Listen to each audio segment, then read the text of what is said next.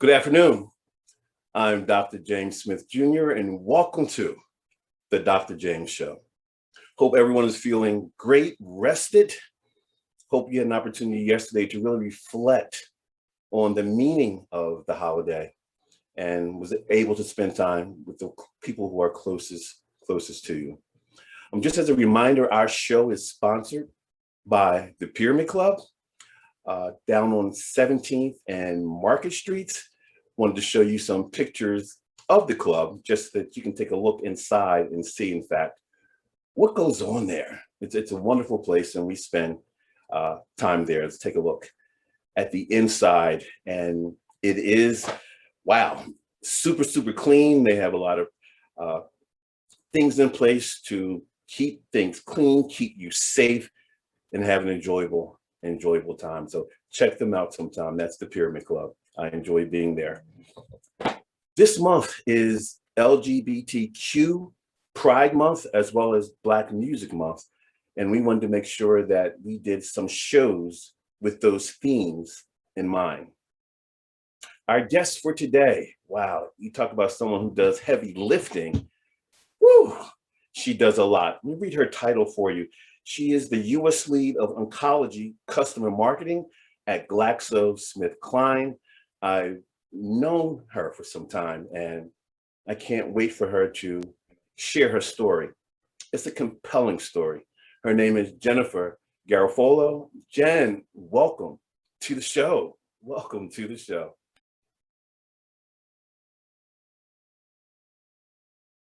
Hi there, Jim. How are you? I'm doing phenomenally well. And how are you? I'm good. Well, you know, it wouldn't be a COVID environment if I didn't keep myself on mute, right? I'm introducing myself. Question real quick. Do you remember when we met? Oh, yes, I do. Do you want to tell a story? Do you want me to tell the story? I think that you tell the story much better than I do. All right, here we are. Jen is Rutgers University Executive MBA program, and they are just finishing off their week in residency. They started on Sunday and they were finishing on Friday. I came in to teach on Friday. Now, mind you, Thursday night, for them, they were celebrating finishing the week.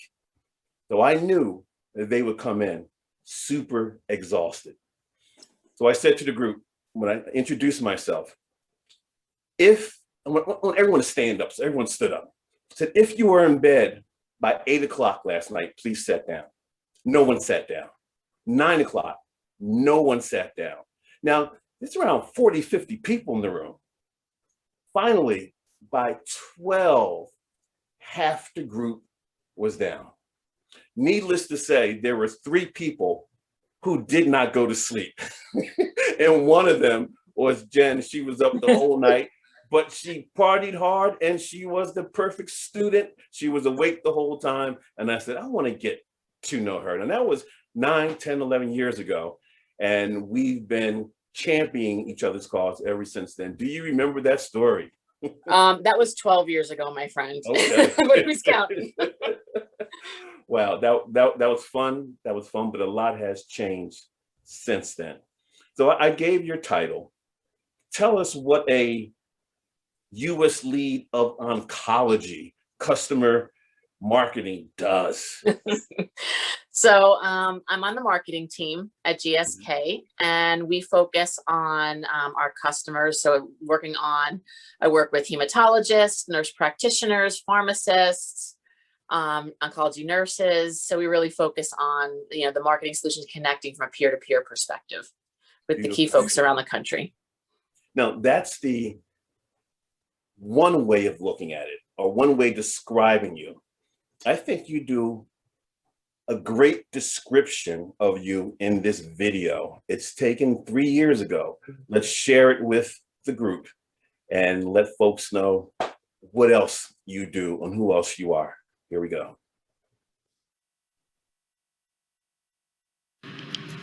What you see in front of you is a woman, a leader, a wife, a mother, and a friend. These roles This is how we define ourselves, right? I feel, though, at times they're really contradictory. And with these roles, I found myself in a very complex place. As a leader, as a mother of a child with severe mental health issues. A caregiver. Someone who didn't realize that they were suffering. Didn't put the oxygen mask on first. Because I was that expressive driver who was gonna knock down every single wall to make sure that we figured out what my daughter had. But I'm proud to say that all of these roles today have helped me define myself as the most important role, and that is as of a mental health advocate. All right, that was 3 years ago. Fill us in on what that session was about and perhaps what has happened since. Yeah, sure. You're not supposed to make me cry right off the bat. Oh my goodness, you weren't kidding with the surprises. So I had the fortune at that point in time in my life and in my career. I was working for Johnson & Johnson, and I had met some really amazing people there, Craig Kramer being one of them, who is currently the mental health ambassador for all of J&J. And I had the opportunity to help work with him and a great team of people to start the Mental Health Diplomats. So I was asked to speak in California at Mindshare Partners, where really working to really break the stigma of mental health at work.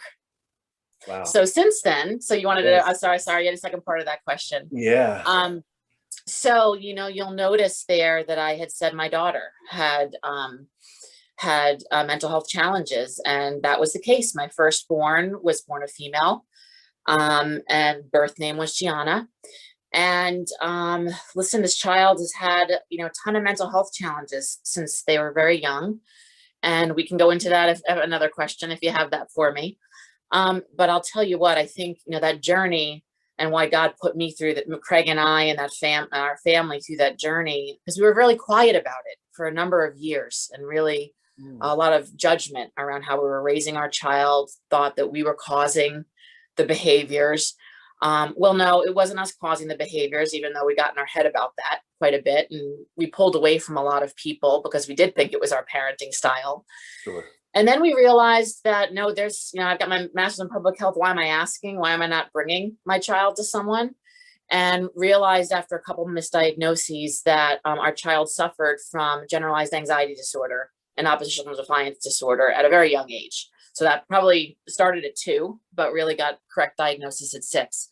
Well, I think that everything is put in your path for a reason, for your calling. And because I become so vocal as a national mental health advocate, 2 years ago, actually the week of July 4th, I get a text from my child when we're on vacation in Wildwood saying that I think I'm non-binary.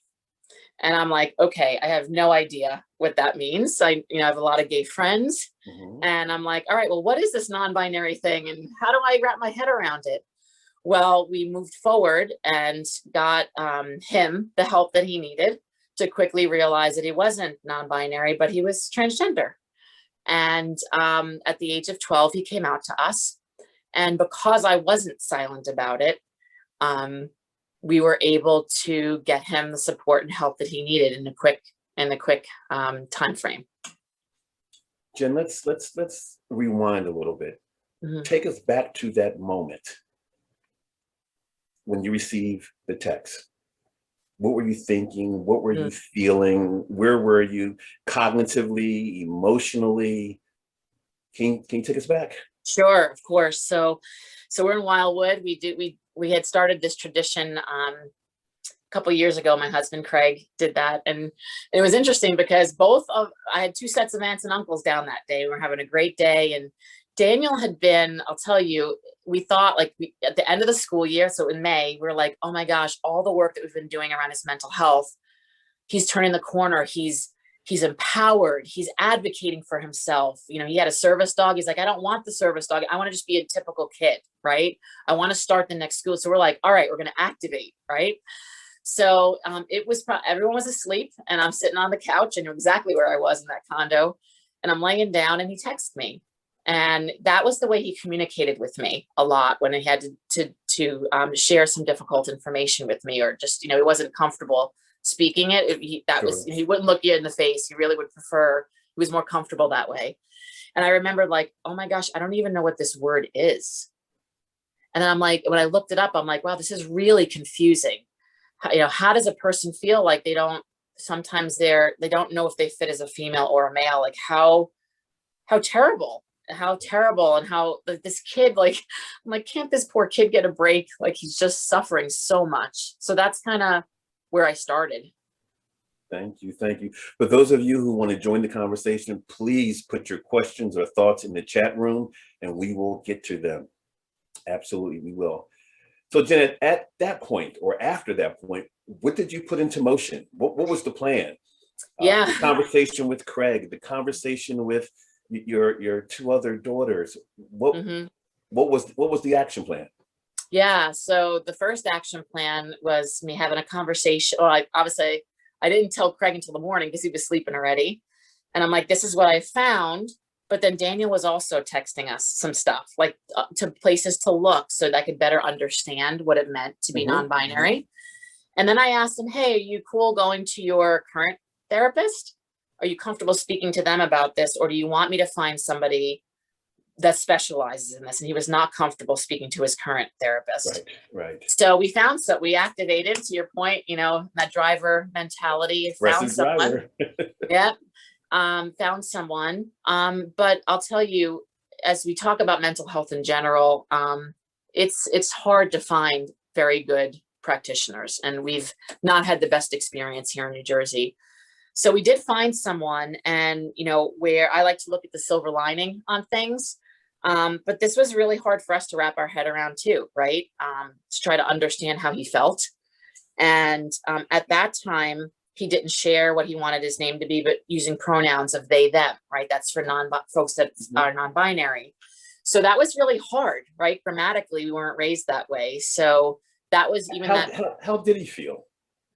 How did he feel during this time? He was really, so it didn't get really bad for him until after. Okay. And I'll explain that piece of it. I think, I'm sure he was nervous, but he said that I think one of the things that Craig and I have always taught from as soon as they can speak is that, when the little kids are playing and they're like, do I have to marry a boy? Right. And no, you marry who you love. So we've always been open in that fashion. And I think that's the reason why he was so comfortable to come to us about it. I love that you said you marry who you love. I think we have something to reinforce that. Let's put that picture on right now. Let's take a look. We're getting there. I believe you married who you loved. Oh, goodness. That's when the journey started, huh? Yes, it did. Look at you guys. Beautiful, beautiful, beautiful. Now, Jen, you were talking about the action steps to get things moving, and you were talking about how Daniel felt at that point. What happened next? Yeah, so it was interesting, and this goes into the therapist part of this. So we went to somebody who specialized in gender and sexuality. And unfortunately, I think there's a good and a bad part of this. The good part is that it helped Daniel to get to a place quickly, right? For him to realize what his truth was in being transgender. The tough part for us as parents was that they weren't communicating well with us. So there were times when we would walk into the therapy session at the last 15 minutes, and I'll give you the example because I'm sure, Craig and I both remember how we felt, is that this individual who is not an MD, but a therapist, was talking to our child about testosterone, right? And kind of laid that on us at the tail end, like, when are you going to start testosterone in this child? And they hadn't even educated us as to, and we hadn't done any work because we didn't know he had just come out as transgender. So we had no idea what the heck the implications could be, especially for someone who has mental health challenges too, right? And it's hard to find the right medication there. The good piece about this, and why I brought up earlier the vocal, the reason why from a calling perspective, I think it's really important. And I'll have to let this individual know again after we finish the show. but it was because I spoke out loud about it, because I shared what was going on in my life with people. Obviously you learn really quickly who your friends are and who wants to be around you and accept versus not. But it also connected me with somebody. And I didn't know this individual when I was at J&J. I knew of her, Debbie Kenworthy. And somebody connected me with her because her child went through the same thing at 15, and she was willing to talk to me. And it sounds like she played a profound role. Huge. Profound role in your life, yeah. Huge. And she said to me, and this is that changed everything for Craig and I, was, I wish he would have come out sooner.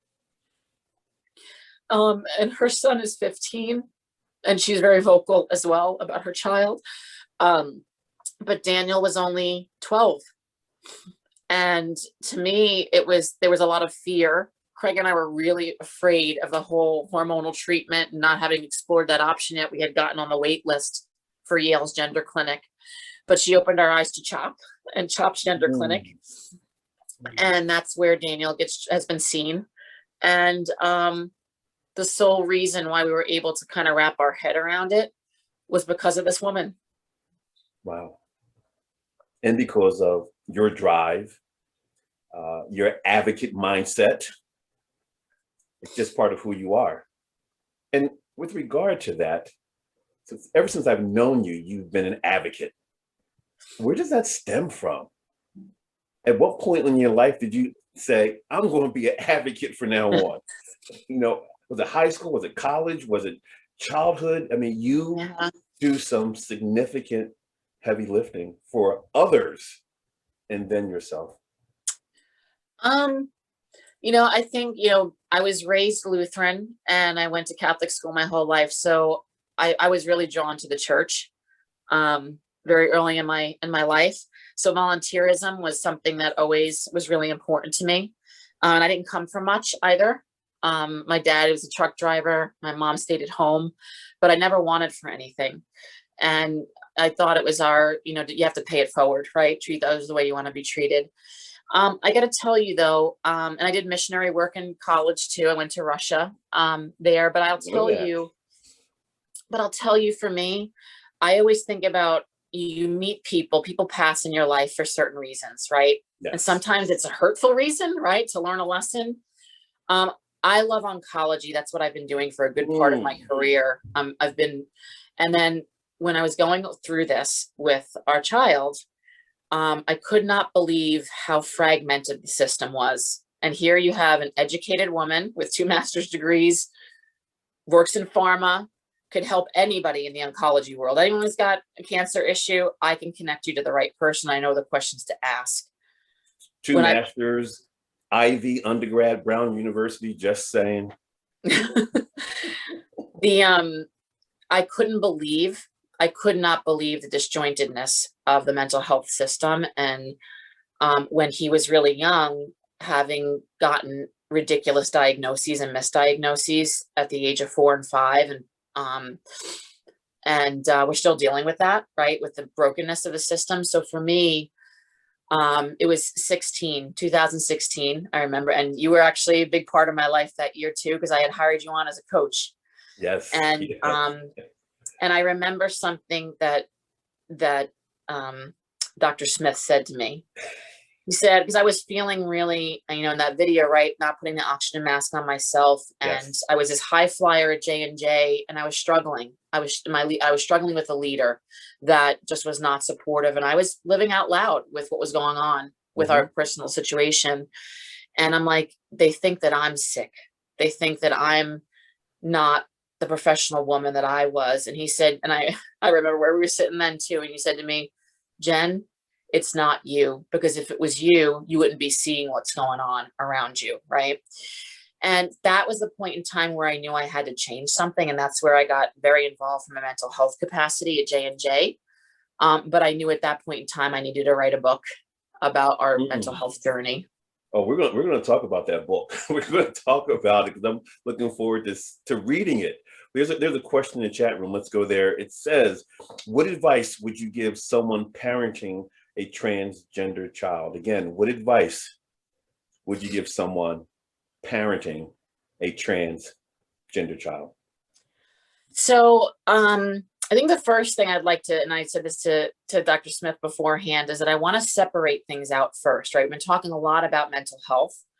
There's two distinct issues that I see, right? There's the transgender, right? The gender identity and the mental health. They're two separate, distinct issues. I don't want to combine them.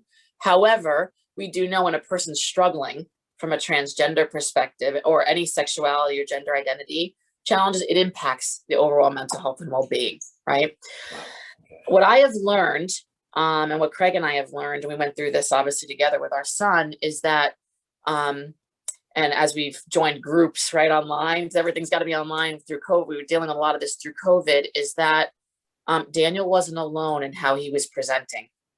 So when a person, there's a couple things that we needed to rule out before we understood his truth, right? Was it due to a trauma that happened when he was younger?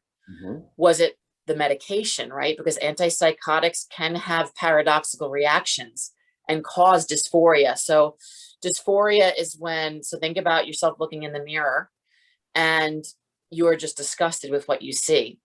Why did God do this to me? You know, why am I a man in a woman's body? Right. And we didn't know about this. We didn't understand it.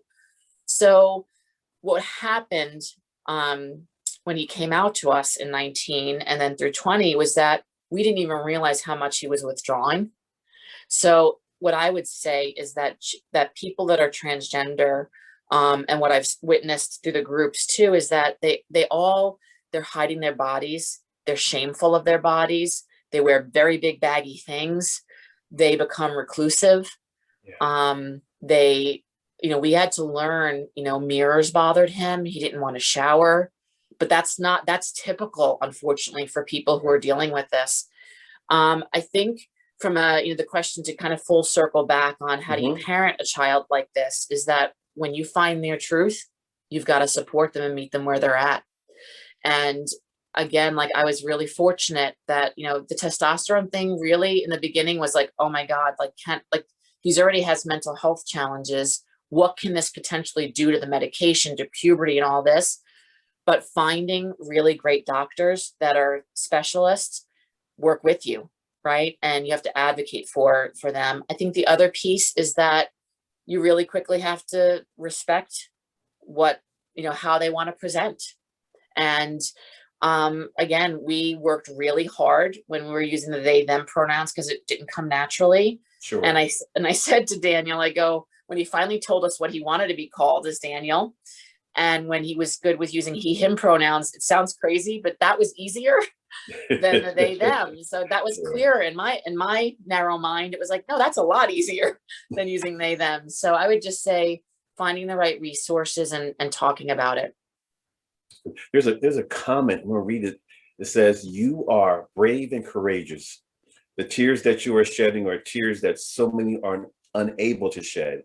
The stigma that surround marginalized groups is unfathomable." Unfathomable. My best friend sent me a quote today, and I thought that it really was applicable for our discussion. It says, "Just because someone carries it well doesn't mean it isn't heavy." And I was like, wow, that has Jennifer written all over it. You carry it well, but it's heavy. And then to add the pandemic to the situation, I'm sure that played a role in what's been happening as well. Jen, what's been the impact on you, your family, your friends, others? What has the impact been? Sure. I'll go with me first, I guess. I'll tell you what, I remember the day when I finally came to terms with it and I knew that it was his truth. He was suffering with some mental health instability just because his medications weren't right. And we were sitting, he was in Yale for a week. And I remember sitting on the rocking chair with him and the snow just started. It was in November of 19. And all those other things I, mentioned about kind of putting things aside and making sure we're ruling out, it wasn't the medication, it wasn't the trauma, it wasn't his mental health. I just took a deep breath. Like, all right, this is who he is. And now I got to find the right way to help him live his truth. Sure. And that day is when I enrolled him. It was an 11-month waiting list to get into Yale's gender clinic. And that was hard, right? Because you think about somebody who's suffering and that it's going to take that long. But I'll tell you, the transgender piece of this has been a lot easier than I thought it would be. Why? How? I think it's because I knew it was his truth. And I spoke, like I said, I go back to Debbie Kenworthy. That one conversation changed my entire perspective. And I think for him, Daniel's such a bright kid, that you've met him. And he had been doing all of this research and educating me and Craig. Wow. I'm not surprised. Yeah. I'm not surprised. Daniel lives with that computer, that smartphone, researching nonstop. Yep. Yeah. And I think though, the testament to that, and whether he knows it or not, is that, when we did this and he had some other mental health battles along that, I would say that November through January of 20, he came back and then COVID hit. Right. And my biggest concern for him was that, all right, here's this individual. We got a lawyer to start working on changing his name, his birth certificate, his gender marker. And it takes some time, right? The government works slowly to begin with. It worked really slowly during COVID. Yes. But my bigger concern was that, oh my gosh, this poor kid, like, what about socialization? It was tough already because of the mental health and the IEP stuff. Like, where will he fit? Where I was really nervous about that. And then Craig, it was so interesting. And I think about, what an amazing, when you talk about that partnership. Super dad, Superman, Superman. I remember the Yankees could use you right about now, but he said, I remember Craig saying, like, Daniel was doing hockey. He was doing, he loved hockey. He was taking some lessons. And Craig's first thing to me was like, how when he had to walk into the men's room and Daniel came with him, right? And it wasn't about that, like that being a problem. It was more about, I'm just so afraid for him. Right. I'm so afraid for him, if somebody bothers him. Right. Unfortunately, and I think the numbers aren't, it's more for Black trans folks, but I think like 1 in 5 are, have, get attacked or brutally beaten. And I think that's important too, when we talk about the Black Lives Matter movement and when you see the Trans Lives Matter. The statistics are pretty high, and that's a scary proposition, right? As a parent or a caregiver, that here, my child, we're supporting their truth, but it's really scary, right? It's not for us. It's more about what can potentially happen to him. Now, clarify this a little bit. Take us into your home now. You have 2 other daughters, your husband, impact on that situation. So it's fun. Like I said, I can't imagine going through life with anyone else, because I don't think there are many men that could have dealt with it as graciously and as supportively as Craig did so quickly. It's hard, right? Because this individual as their birth name and as a female, and to change like that is difficult. Oh, I was like wondering. There you go. There's a family. I'll tell you what, the 2 younger ones, Alexa and Sienna, you'll get a crack out of Sienna, the little one that has shine on there. Yes. She said we had somebody's been part of our life for a long time, Marissa. She used to be a caregiver for our kids early on. And she's like, Marissa was trying to support and was watching them one weekend. And she's like, well, I don't want to call him Daniel. He's Gianna.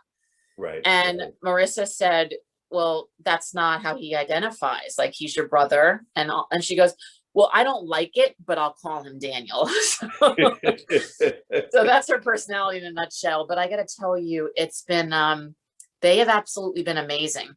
I think we can learn a lot from children. Sure. We can learn a lot from their flexibility, their resilience. Of course, we don't know what's going on in their mind 24/7. But those 2 little girls right there, he's Daniel. And that's their brother. and they love him and they're supportive of him and they just want to be around him. I'll show you another picture. I want you to just speak to this from your heart. What do you see? What do you see? So this was a really special day in October of last year. Like I told you, that things worked really slowly with the systems during COVID. But again, something I learned really, again, that one conversation of 15 minutes with Debbie Kenworthy. New Jersey is a really great state for LGBTQ folks. And we were able, that's Daniel's birth certificate. And that is Daniel, full name is Daniel Garofolo, born to Craig Christopher and Jen Garofolo. And his gender marker had always also been changed on there. Wow. Beautiful, beautiful, beautiful. I think we had another question in the chat room. Janet says, can you elaborate, if possible, on gender identity and mental health being two different items and Sure. then not being viewed as one? Sure. So for me, it's been, listen, Daniel has been, all right, let me take a step back, because when I was trying to wrap my head around this, it's a great question. I had asked, Dr. Aversa, who's David is Daniel's psychiatrist, and he and I go way back to Brown when we talk about meeting people my freshman year.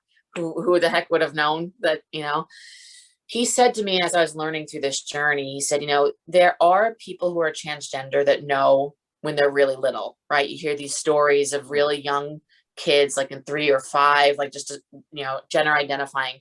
It doesn't usually happen that way though. It usually happens around puberty. And that's where majority of folks, come to terms with what they're feeling. Daniel had shared with me that he didn't feel that way when he was younger. And when I think about what Daniel's diagnoses were, GAD is generalized anxiety disorder and oppositional defiance. So the ODD piece, like that was his diagnosis, and sensory issues when he was younger. And that to me was his diagnosis, right? That's a diagnosis.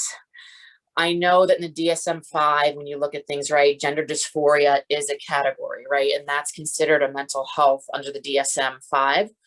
But I don't believe his mental health classifications cause the transgender, right? From that way, I think that transgender and the feelings that he was feeling and being in the wrong body and things of that nature can exacerbate that anxiety and that mental health situations. But to me, they're two distinct issues, but being transgender and all the anxieties and dysphoria that come along with that definitely impact the mental health. And I guess I would attribute the analogy to think about it now through COVID, right? Many of us are not raising our hands saying, hey, I've got mental health issues, right? But I bet you if you really were introspective as to what we've all gone through over the past 14 months, we've all suffered some mental health challenges, right, with our dynamics. So I think that's the piece where you don't have to be diagnosed at times. You could still have mental health positives and negatives. So I think you shared with me earlier, 1 in 4 people. Yes, 1 in 4 people have a mental health challenge, whether diagnosed or not. And I think, coming out of Mental Health Awareness Month last month is, it's an important statistic, because you look around any room, one person in there is suffering. Yeah. Right. That's a big number. And on the news of late, Naomi Osaka, what happened at the French Open? Right. What do you do? I mean, she says anxiety disorder, talking to people. I'm an introvert. I don't want to do it. $15,000 fine. And then she eventually withdraws. I think we have a long way to go. I think as a community, right, we think about, illnesses that we cannot see, right? I think we have a physical disability, or my husband always uses the example that when Daniel played baseball when he was younger, there was a child who was severely autistic and everyone's cheering for them, right, at home plate. Daniel had a mental health disability and, kind of like threw the bat, like just really had a bad anxiety attack, and he almost gets ejected from a game. Wow. And I think that's a really important thing. What Naomi did, I applaud her for, and I want to be around people like that, because they're going to make differences and changes. I think that when you talk about someone might be introverted, right? Just how we're wired. Craig is an introverted expressive. I'm an extroverted expressive, right? Right, So right. even with that, learning that we both can be expressive people, but we just show it differently. Yeah. And as an athlete, I think about the pressures you go through, right? As a professional athlete, whether it be football, whatever it may, basketball, what have you. Look at some of the stuff going on the court right now. And I think, I applaud her for taking that stand. It's okay to be vulnerable, and it's okay because this will make a difference. Yes, extremely vulnerable, extremely. There's another question in the chat room. Let's go over there. It says, how do you respond to those who believe that transgenders and others in the LGBTQ plus community are learned behavior? Mm-hmm. Again, how do you respond to those who believe that transgenders and others in the LGBTQ plus community are learned behaviors? So the question, and I'll tell you, growing up as a female athlete, that we were all gay, right? We were all gay. As if you play basketball, softball, we're all gay. And for our viewers to know, Jen did start captain at Brown University. She did. No, I wasn't captain, but I did. I did play. My very good friends were though. But no, I think for me, this is in my college years when I had some friends coming out to me and things like that. It was like, life is so gosh darn hard to begin with that nobody chooses to be gay. No one chooses to be. Life is so hard enough. I think that so for me, the way that I deal with it is that's what I say. It's like life is so darn hard. Do you think somebody's really going to want to go through that? I think that we've come so far in that, but I'm going to be very real with you, is that what I came to terms with, when Daniel came out to us, was that we have gone through so much already from a mental health perspective that there were people that came in and out of our life, right? And made judgments, and whether they be colleagues, my parents, whatever they may have been, that you have to decide who your tribe is and who you want to be around. And for me, again, having gone through that from a mental health perspective, again, my resilience and my baseline of stress just got higher, I think, of what I could tolerate. But for me, it was pretty clear, like, if you cannot accept my family, then you're not a part of my life, right? So that was the approach that I took, and it worked for me. Is it easy at all times? Absolutely not. But it's important if it's people that you love, right? Family. Jen, this is the portion of the show where we put our guests on the hot seat, even though it may seem like it's been hot up to now. And that's essentially where I give you a word. Okay. Actually, I'm going to give you a number of words. I give you a word one at a time. And when I give you the word, you share the first thought that comes to mind, the first word that comes to mind. This is not a think to talk. This is a talk to think. And they're going to be coming rapid fire. Okay. Okay. Here we go. Your first word is strong or strength. Emotional. One word, vulnerability. Me. Family. Friends. Courage. Real. Resilience. I can't do it in one word. Dust yourself off and get Go for it. Truth. Love. Leadership. Presence. Craig. My heart. Daniel. My being. You are off the hot seat. All right. Now tell me about this book you've been working on. Where are we? Where are we? Sounds like it's your journey, your truth. What's going on? Well, it's so funny because I remember there are a few books, right, that I got stewing up here, and you connected me with somebody years ago, right? And I recently said to Craig Kramer, the mental health ambassador, he stopped by, and I said, I've been dragging my feet on this book. I got to stop. And he goes, you're definitely not dragging your feet. You've been a little busy. The initial title when you and I sat down was Fighting for Her Life.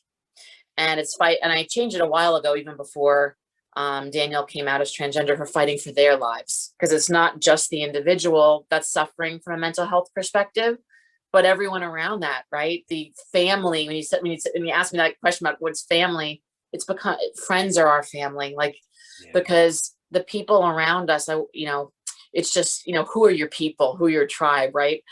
And I think, so this book is really, it's evolved as I put together the business plan. And it will continue to do that, because that's what life does. Yes. It's funny because I approached Daniel about this a year and a half ago, and he wasn't in the most stable place. And he's like, I want to do it with you.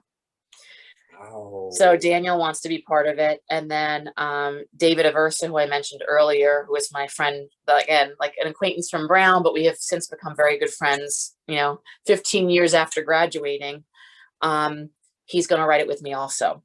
So it's really about the couple different perspectives, right? From a caregiver, from an individual going through it, and from a practitioner, the journey of our life so far to help others. Because it's, again, like I said earlier, I have become much stronger and better at advocating, but even in this past couple months in the journey that our child and we as a family have been through, it really is disgusting. The lack of coordinated care and the money that goes into some of these things where you have to pay out of pocket for certain care, through the insurance companies, and through the fact that people a lot less fortunate than I are mortgaging and second mortgaging and losing their homes to pay for their children to get help. What have you learned the most during this journey, or what has this journey taught you? This journey around advocacy, this journey of change, this journey of you and Craig heavy lifting, your husband. What have you learned most? I think the video is that, and I don't always do it well, is putting that oxygen mask on first, because if you don't take care of yourself, you can't take care of those around you. That would be the first thing. Second thing is, it's kind of like when you become a parent, if you become a parent, that you really do not know what it is to be a parent, right? Right. Or the love that you can feel for another being, until you have a child, whether adopted or even your nieces or nephew. You just don't understand what that love can be and what you'll do.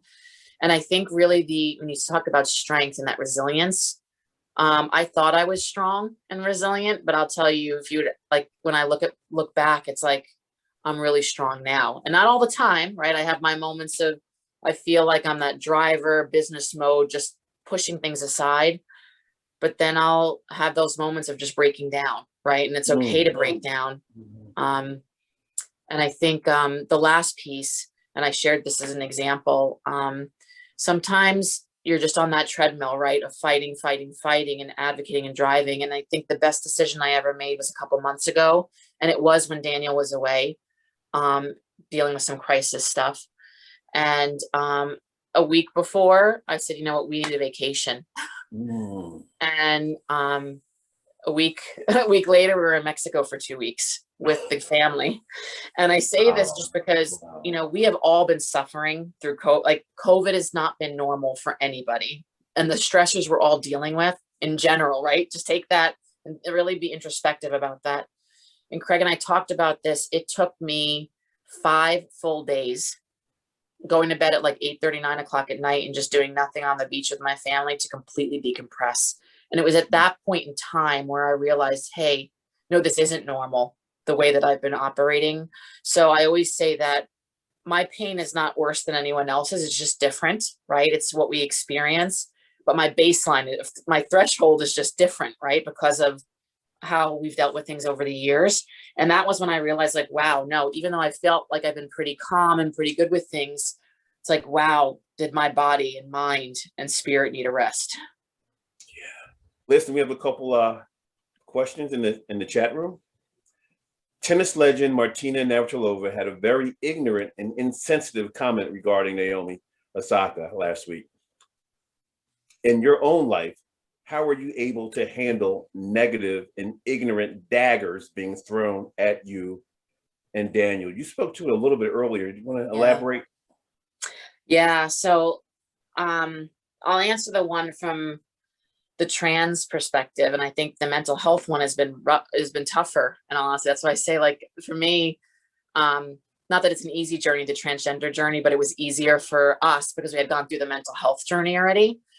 You know, it was interesting because it was actually at a funeral where Craig's father had passed. And the positives were like, wow, there were so many people that acknowledged Daniel. It was the first time really showing up as Daniel to family and, you know, Craig's friends and stuff. But it was really hurtful, you know, when I saw people staring at him, right? And really questioning, like, you know, who is that? Even family members. And to me, it was like, you know, I don't even know if Daniel noticed that, and I hope that he didn't. But as a parent, right, when you're thinking about that, is that you just want to protect your child from all the hurt in the world.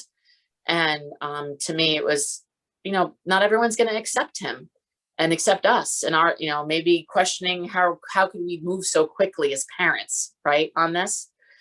Did you guys talk about that when he noticed the stares? And I don't think we never talked about it with him. I don't know, but Craig and I did, because Craig was very upset about it as well. But then there were other family members that were just amazing, right? So it surprised you. And I think, you know, and I think about, you know, Craig's extended family, and I think about my extended family, folks that are much older, right, in their 70s, that are just, you know, they may not fully understand it, but they are fully accepting and fully trying to learn, right? And that's the piece that just shows me the hope there. I think, to answer the second part of that from a mental health perspective, and I think that's just what has made me and Craig stronger, is that, you know, I shared my situation when I was at J&J, and we were going through a really hard time in 16, is that, and I was working in the mental health, in the neuroscience area at J&J, which I thought was, wow, God put me here for a very specific reason, like not in oncology anymore, diversify into neuroscience, because I'll be around psychiatrists and people that, we were working on schizophrenia medications. And I was like, wow, I'm going to be among my people, you know, people that will really understand in the worst time of our life what we were going through. And it was completely the opposite. People judged me. People were not kind. People tried to, unfortunately, minimize my work, and really made me feel like I wasn't stable. And I needed work really as a distraction, right? Because my child was so sick at that time. It was probably the most hurtful thing I've ever gone through. So even with the transgender journey, I always say that nothing could ever be as bad as 2016 with some of the stuff that Daniel went through and we went through as a family, and me at work as well. That I just, you know, for me, I had to get my head back on. Sure. And so that was the beginning of 16. By the middle of 16, that resilience factor kind of kicked back in. And I was like, you know what? I'm not going to let this define me in my professional career either. And I chose to leave J&J on my terms. So for me, it was that I'm going to lift myself back up, dust myself off, and know my value and worth, and then find my path next. I feel it. I feel it. I see you reliving as you're retelling what happened. Thank you for being so candid. Question in chat rooms heating up. What kind of support makes a difference from friends to a family going through this? Again, what kind of support makes a difference from friends to a family who's going through this? I got to tell you, really just being there, right? And utilizing the right name, the right pronouns, but also asking questions if they have questions, right? We're going through this, and if people care, right, they want to learn more about it as well, because this, you know, may be new to people, right? And, you know, through COVID, we got really close with a couple people, and they were just absolutely, they were our people, right? Through COVID, our COVID bubble. And, you know, every Thursday night we spent time, and Daniel was so comfortable with them, right? And really was able to kind of find his own in a lack of a social environment, but with some adults. That was great. And then now I got to tell you, as you saw from I've been doing CrossFit for a long time, not always consistently though. And just like everyone else, I think I've gained the COVID 25, but I think, you know, finding that community, we belong to a CrossFit gym that is owned by a friend of ours. And the community there, they have just rallied around us and my son, Wow. and they love him and support him.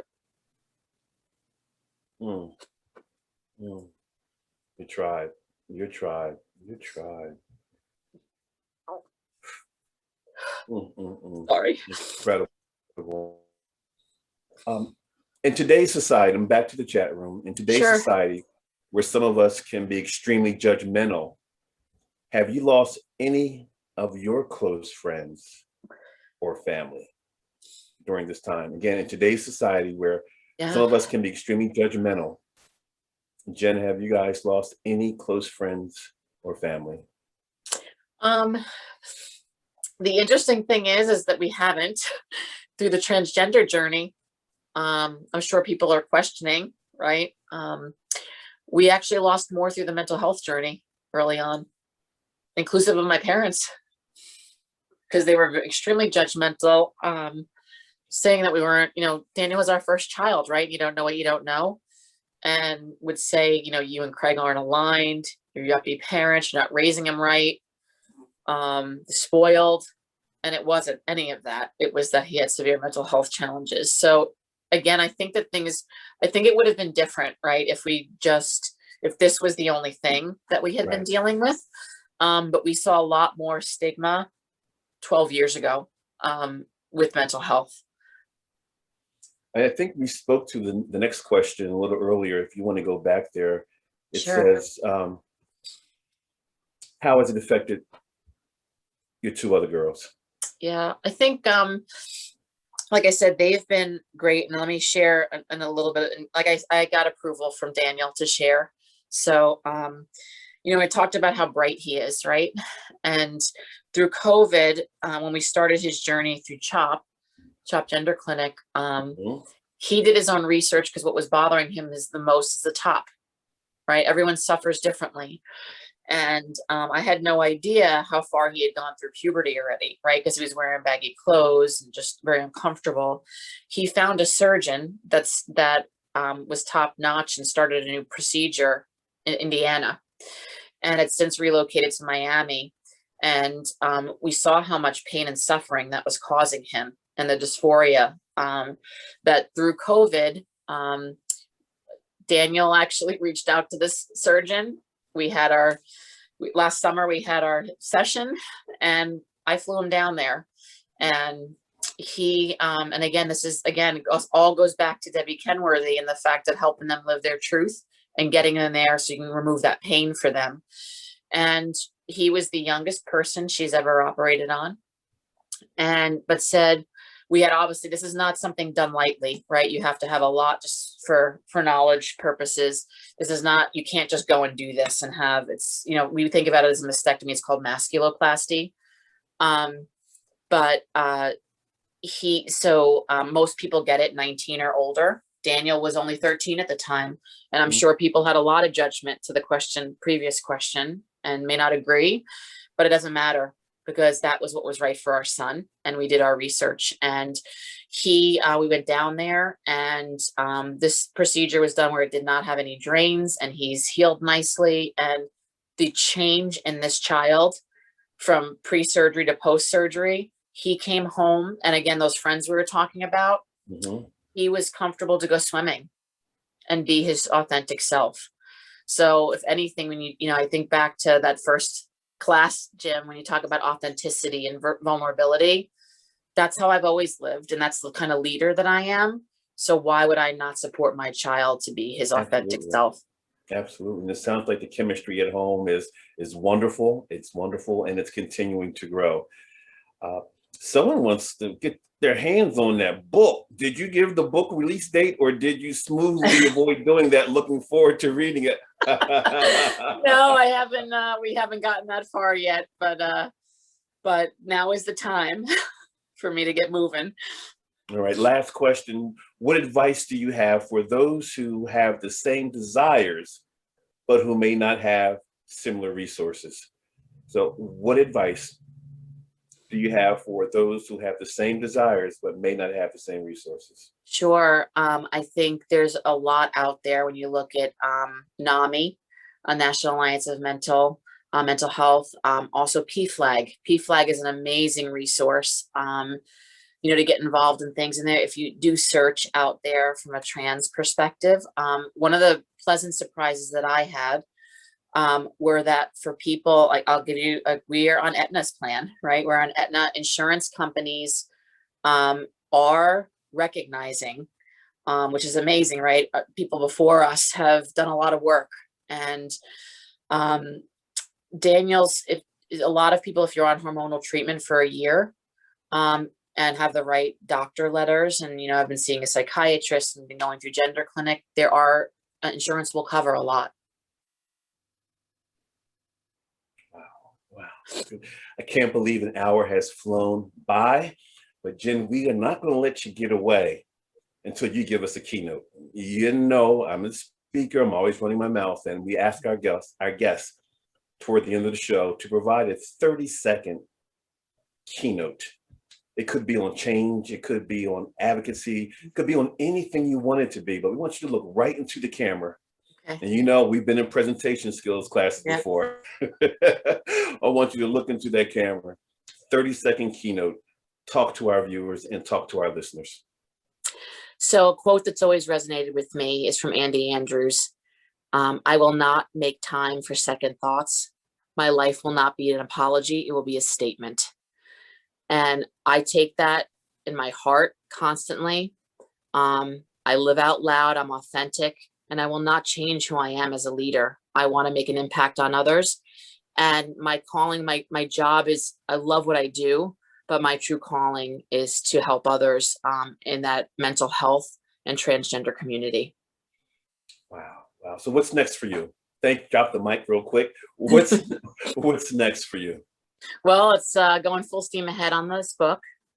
And as things are starting to open back up again, the first thing, because it's Pride Month, of course, we've been looking for non-virtual Pride activities. So Daniel's been looking for us to be involved and really make a statement, at different Pride events. So we got to get right on that this month.